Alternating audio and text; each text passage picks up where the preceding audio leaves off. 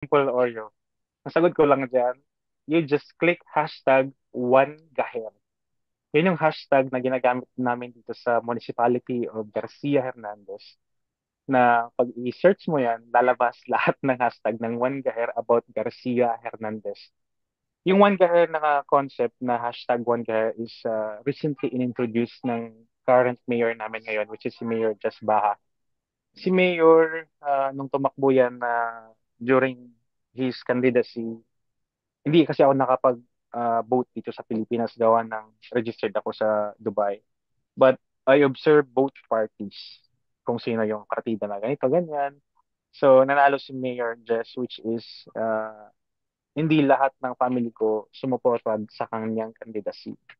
But to tell you, on his work as a mayor currently right now sa amin, malaki ang naiambag niya at contribution niya sa development ng society namin sa Municipality of Garcia Hernandez. Aside sa binuhan niya ulit yung kultura ng Garcia Hernandez.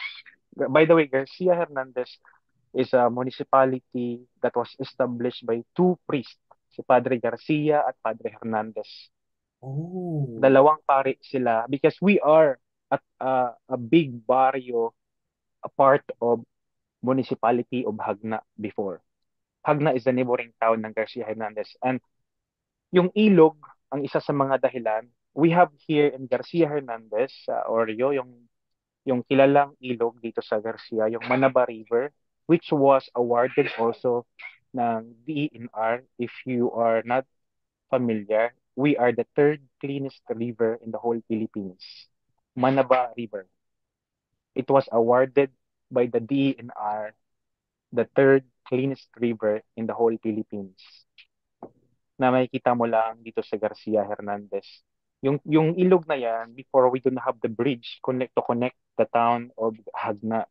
So the two priests decided to establish their gobernadorcillo dito sa Garcia na gumawa sila ng separate na municipality at sariling pamamalakad at magkaroon ng mayor.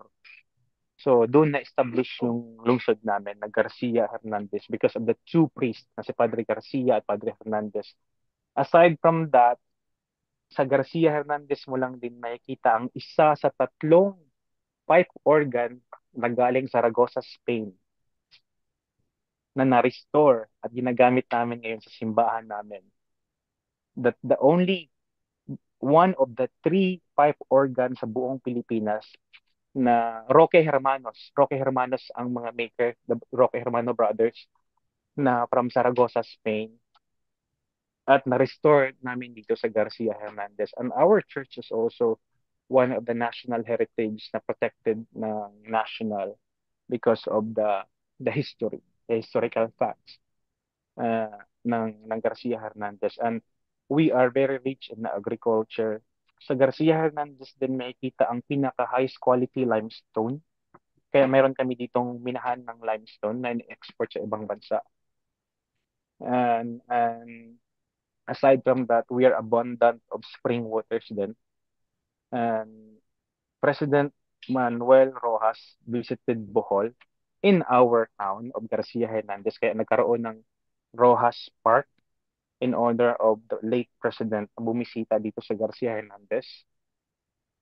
Then yung Rojas Park na yan, merong spring water na isa sa mga tourist destination din namin dito sa Garcia Hernandez.